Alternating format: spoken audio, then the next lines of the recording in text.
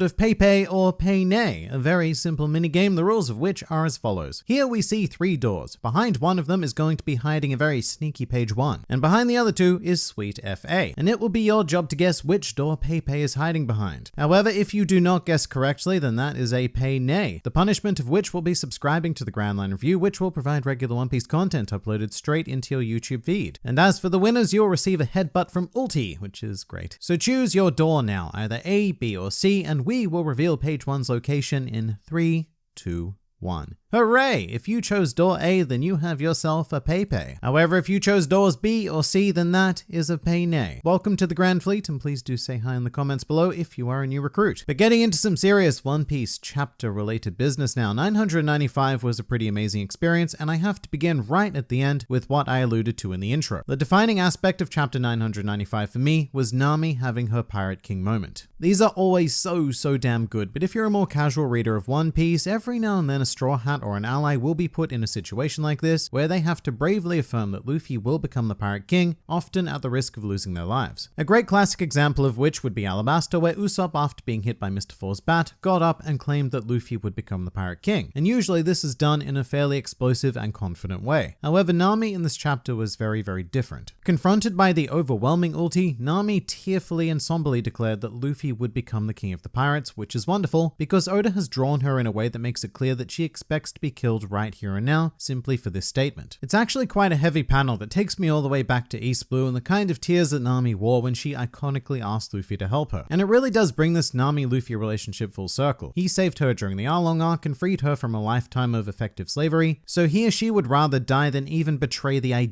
very idea of Luffy's dream. She wouldn't even go so far as to lie about it to an enemy, no matter what the cost. And in that way, it's also extremely evocative of Belle-Mère as well. Belle-Mère chose to die when she could have easily just lied about the fact that she had children. But very similarly, Belle-Mère refused to betray even the idea that she was a mother. And Nami's case here is made very clear by Usopp, whose inner monologue is just urging her to lie, but she doesn't, and I love that. This is raw Nami incarnate, the kind of feeling I've been missing from her in the post-time skip era. So I love that this section of the chapter was able to revive those early East Blue kind of feelings. Everything else in the chapter was secondary to this moment to me, but then again, there is a lot of good secondary stuff as well. To stay on Nami for a bit, I was also quite surprised to see her all beaten up. Like, those first few shots we saw of her on the floor are pretty brutal, and whilst Oda didn't show her incurring that damage on page, I do still want to praise him for, making Nami a character again. For all of the post-time skip stuff, Nami has seemed quite invincible to me. Almost like Oda is afraid to put her in a situation where she could get hurt. So there's very rarely any kind of gripping drama with her involved. This chapter finally changed that though, and as a result, I feel really proud of Nami despite the fact that she did get her ass kicked. And someone else I'm really proud of is Usopp. For someone whose crowning characteristic is cowardice, he stood up to both Ulti and page 1 with a pretty phenomenal amount of bravery. If I had to guess though, I'd say the reason why he did so has everything to do with Nami. She was wounded on the floor, and in that situation, Usopp is never going to run away, no matter how terrified he is. So it is quite understated due to being juxtaposed directly against Nami's focus, but Usopp put in a great showing in 995 as well. And I would like to highlight this one panel of Usopp being struck by Ulti's ultimate doom-infused headbutt thing, and it's something I think you can only truly appreciate after having seen her altercation with Luffy. Putting these two panels side by side is a pretty fun picture. In terms of size, they take up roughly the same amount of page space, but Oda has decided to flip the direction in which Ulti is coming from. So I really love that this particular attack is defined so stylistically within the very core fabric of the manga itself, but also something to note is that Usopp is actually suffering a far more powerful version of the attack because Ulti is in her hybrid form, whereas when she attacked Luffy, it was just her human form. So Usopp, you are one incredibly unlucky man. And having brought up Alabasta earlier, I do of course need to mention that we got a callback to the X-ray shot of Usopp's skull, which is pretty funny to be honest, and also kind of great because that might have set up expectations for Usopp to get up dramatically afterwards, just like he did on Alabasta, but then Oda threw that drama to Nami, so it was quite cool all around. Now I will say that this whole Nami and Usopp versus Ulti in page 1 situation is definitely not going how I would have hoped. As it turns out, the two smartest members of the crew may not quite be able to overcome the sheer power of these Tobiropo members. And not only that, but they've incurred some pretty damn serious injuries as well, which I don't know how how well that bodes for their future in this raid. I really hope it doesn't take them out of the action, but even if it does, they've both had some great time dedicated to them. And while we're here, we should also talk about the wildly unexpected ending where, of all people, Tama comes to Nami's rescue. I don't know why she's here, but I could not be more excited, because Tama brings some very key potential. In regards to facing off against the Beast Pirates, Tama is undisputedly the most OP character on Wano right now, with her ability to tame seemingly any animal. And I'm wondering if this might lead to a bit of a dream situation where we see Ulti or perhaps even Page 1 turning into allies after falling victim to Tama's abilities. I love these two so much that I would really want to see something like that, and it would be yet another fun factor to help turn the tides of this raid. But I think we definitely need to keep our eyes on Tama. She was given this strangely specifically useful ability for a reason, and whilst I don't think it will be the Kaido killer that some people theorize, it is an undeniable threat to each and every member of the Beast Pirates, well, the Zoan users anyway, which is most of them. So please do bring on ally Ulti, I will give you anything to see that. But there is so much more to 995 than that. In fact, we actually start pretty damn balls to the wall with just straight up Marco versus Big Mom. In another really beautifully drawn panel as well that highlights a lot of subtlety here, because here's the thing. If you're ever drawing a fight between two fire users, it will run the risk of getting messy and quite incomprehensible due to all of the flames mixing up and just going bleh. So what I like most about this is that Oda went to some great lengths to differentiate between Marco's flames and the flames of Prometheus. Marco's are brighter, more pure, and designed to show us the impact of what's going on, whilst Prometheus's flames given a more classic gradient of fire that serves mostly as a secondary layer on the page. And it's just impressive because you look at this panel and you know exactly what's going on, rather than seeing some sort of garbled mess of fiery things, which it could very easily have been. And it looks like for now Marco will be fixated on delaying Big Mom, which is an intriguing role for him to have, although I'm still looking for a potential Marco versus King Battle of the Birds scenario if possible. And yeah, it could still happen. We still have yet to really lock any matchups in place because things are still that insanely chaotic. Although one matchup that might be feeling kind of firm right now is Carrot and Wanda versus Perospero. And just before that, may I say that it is an absolute pleasure to see Sulong Carrot again. This form is just so sleek and powerful, and if there's any reason for Carrot to be joining the Straw Hats permanently, it is pretty much just to see more of this. But we also have Wanda Sulong form by the looks of it, which makes the Sulong divide amongst the mink tribe very clear. Female minks transform into schmick surgical beasts, whilst male minks become big furry monsters, or I guess bigger furry monsters. I do very much like the idea of this team up though. I really wasn't feeling the idea of Carrot taking on Perospero alone. In fact, a good general theme of Wano is that I'm really not feeling any specific one-on-one fights. Individual members of the Beast Pirates, or in this case Perospero, just seem like such an overwhelming force, and as such we're seeing teams pop up everywhere, including in this chapter again when we move on to Zoro and Drake teaming up against Scratch Munapoo. Although ultimately it would be nice to perhaps see all three of them turn their attention to Queen, and actually Queen's quite an interesting guy in 995 because he specifically dwells on Zoro and Sanji. And in regards to Sanji, he also mentions Judge, which was unexpected, but I guess it shouldn't be too much of a surprise really. Queen is a mad inventor after all, so he probably has his pulse pretty firmly placed on the developments and figures of the global scientific community. But it's fantastic that he brings up both Zoro and Sanji, and speaking of team-ups, maybe this is some sort of subtle foreshadowing into the potential of a Zoro-Sanji team up against Queen, or perhaps even King. Currently, they're not at all positioned to do something like that right now, but that could easily change with all of the insane chaos happening. It's not something that I ever even dared think about before though. I've always had it in mind that Zoro and Sanji need separate encounters and they could team up with other characters but never each other. But at the same time, I can't deny that it would be pretty damn awesome to watch the two of them demolish one of the calamities. In addition to this though, we have another Zoro versus Kaido flag in this section. Zoro pretty directly states his intention to head up to help Kinemon and the other vassals, and as much as I love the idea of Zoro versus Kaido along with everyone else, I do keep asking myself why. At this point, I don't quite understand what is driving Zoro directly to want to take on the big antagonist. Usually it's something that he would just shrug off and go, no, leave that to Luffy. I mean, is it just his inherited will kicking in via Enma or something? Because Zoro never shows this kind of initiative towards anyone who is not a swordsman. And every time he says something like this, it is like something a protagonist would say. Like these are the sort of lines that you would expect to hear coming out of the mouth of Luffy. So I do very much continue to be quite intrigued in regards to how Oda is choosing to set up Zoro here. Other than that, in terms of major developments, well, Chopper is now infected, which is great. And I know that sounds really morbid, but this is exactly what I was saying last chapter when we saw Yakuza cat-faced man get infected. I said that if we really wanted to feel some drama or stakes, then it probably needed to be a straw hat, and bam, Oda has answered my call. Because all of a sudden, I do now have a feeling of, oh damn, we really do need to cure this thing pretty quickly because Chopper, and I like Chopper. So I'm very much liking this development as well. Just as I like the chapter chapter as a whole. Like I said in the intro, 100% action chapters do run the risk of feeling like quite a fleeting experience. They move fast, build up a ton of anticipation, and then very unfortunately leave you with nothing to move on to when you're reading them weekly. But this one was pretty special. There was a lot to digest and a lot that made me want to slow down and take my time reading. So we had another beautiful installment